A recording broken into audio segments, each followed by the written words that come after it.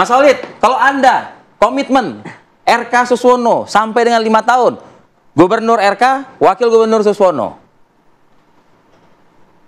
Nah, saya mengutip kata-kata Mas Anies ya. Cara terbaik untuk melihat perilaku seorang pemimpin adalah lihat masa lalunya.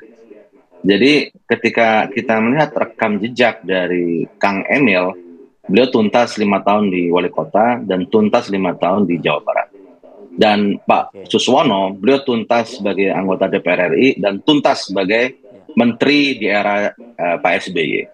Jadi rekam jejak Kang Emil sebagai kepala daerah dari wali kota, kemudian Jawa Barat, Gubernur Jawa Barat, itu menunjukkan bahwa beliau orang yang profesional, orang yang memiliki integritas, kapasitas, dan menuntaskan amanahnya hingga selesai.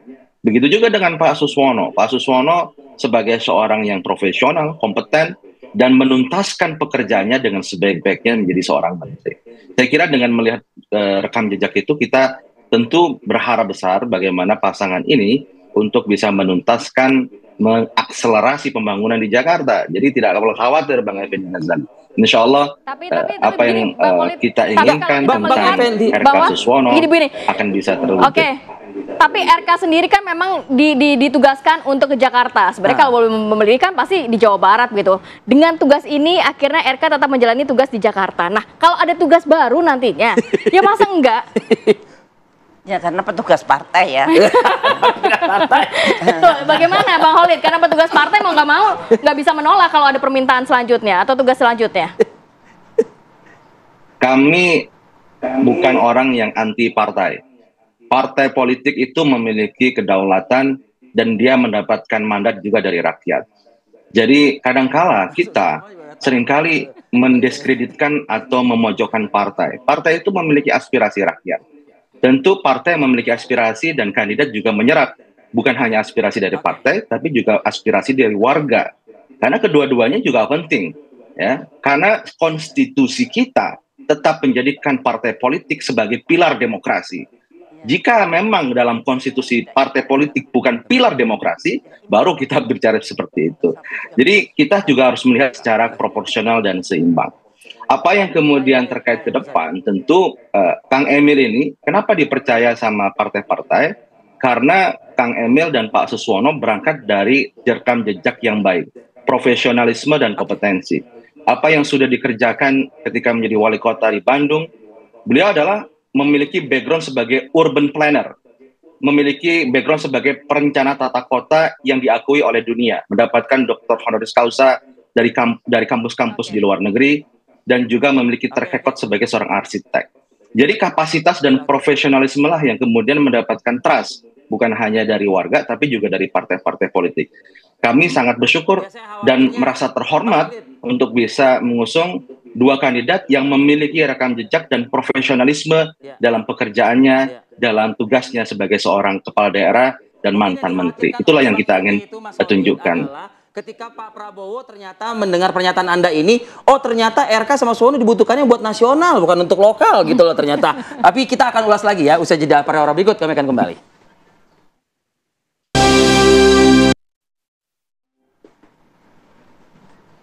Ya kembali lagi di Apa Kabar Indonesia Pagi. Mas Usamah, kalau kita mendengar tadi pernyataan beberapa tim dari paslon ya, kayaknya mungkin yang agak menyisa melekat kayaknya pernyataan Khalid ya, yang masih terus membawa-bawa nama Anies Baswedan. Ini nostalgia yang nggak akan mudah terlupakan gitu. Silakan Mas Usamah, komentar Anda Mas Usamah. Iya, Mas Khalid memang sudah cocok jadi juru bicaranya Anies Baswedan memang dari juru bicara PKS ya Mas Khalid. Dan juga menarik tadi Mas Khalid bilang juga tadi bahwa partai memang penyerap aspirasi rakyat. Makanya kita juga berharap ke depan partai bisa mendengar aspirasi dari rakyat, calonnya siapa yang diinginkan, mungkin itu yang bisa disalurkan oleh partai untuk bisa didukung gitu Mas. Mudah-mudahan ke depan bisa seperti itu dan bisa lebih baik lagi. Tapi yang jelas bagi kami juga memang dari publik, dari pendukung banyak sekali kekecewaan terhadap hasil pemilihan kemarin yang untuk pencalonan.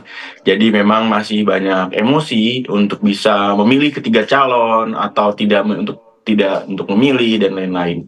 Kami memang masih menyerap aspirasi banyak-banyaknya. Kita juga mengajak diskusi dengan beberapa pihak, termasuk dengan warga miskin kota, dengan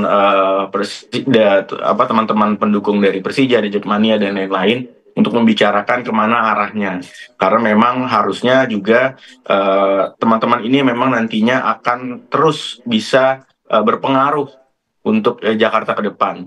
Tapi sampai hari ini memang belum, dan kita juga masih belum melihat karena memang proses kampanyenya belum dimulai, jadi visi misinya juga belum keluar. Walaupun kemarin Mas Anies sudah sempat membuat visi misi tuh,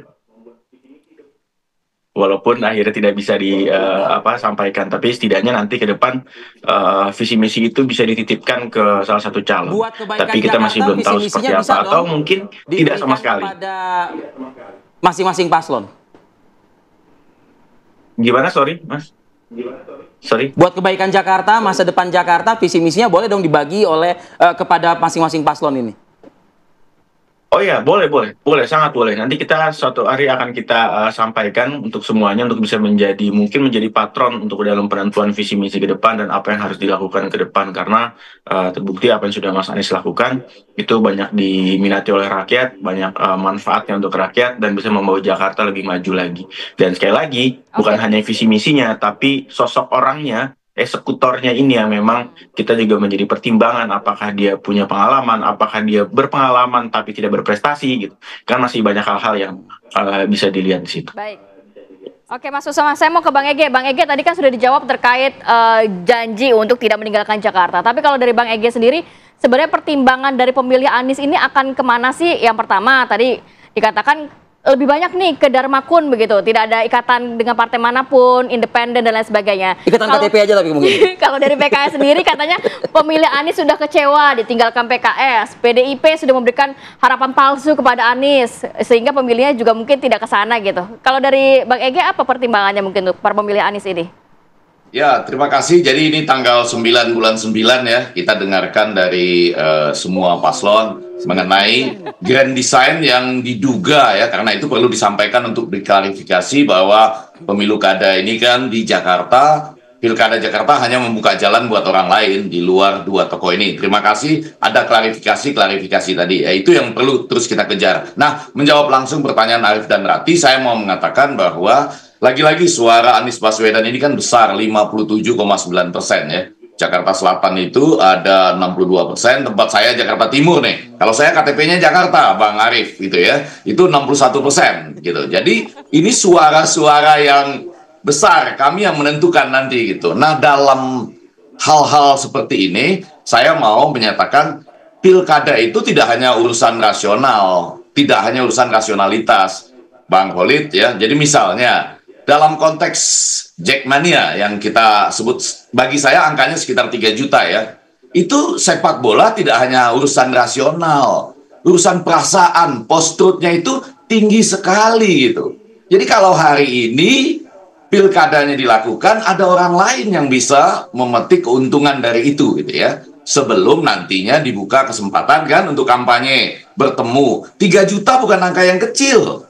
Untuk bertemu, menjelaskan seperti apa ya, dari kalau tadi Bang Khalid juga menjelaskan tentang track record, kan nanti track record itu dibuka juga, pernah mengatakan apa, tentang apa, dan itu perlu diklarifikasi. Misalnya itu kan dulu menjadi sebaik-baiknya pimpinan Jawa Barat yang kebetulan ada bobotohnya gitu. Tapi pada sisi lain, di hari-hari ini kita belum dapat apa-apa sebetulnya. Kalau dari timnya Aris ini ya, yang kita sering dapatkan cuma kebetulan berpapasan lagi Car Free Day misalnya dengan Anies Baswedan. Sudah 2 kali loh kebetulannya gitu ya.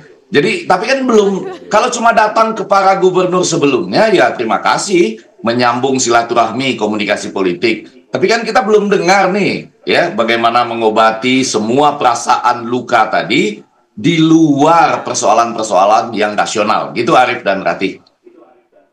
Oke, artinya sepertinya masih menyisakan apa? Semacam kayak luka begitu ya? Luka batin begitu ya? Bang Ege? Ya, jadi sekali lagi pilkada bukan hanya persoalan rasionalitas, tetap ada perasaan-perasaan. Nah, pilkada Jakarta ini kan menarik sekali, ada kota kosong, nggak jadi. Ada calon yang suara KTP-nya berlebih, nggak jadi gitu ya. Oh jadi, tapi kemudian jadinya bertiga gitu, detik-detik terakhir. Nah, sekali lagi ini tentu menarik untuk apa namanya, mengutak-atik perasaan warga Jakarta pada hari ini. Kan kita masih punya waktu sampai 27 November. Itu nanti yang perlu dijelaskan oleh ketiga pasangan. Memang keluarga Sabeni agak unggul sedikit. Tapi kan harus dijelaskan juga apa arti itu bagi warga Jakarta. Gitu, Arif dan Rati. Oke.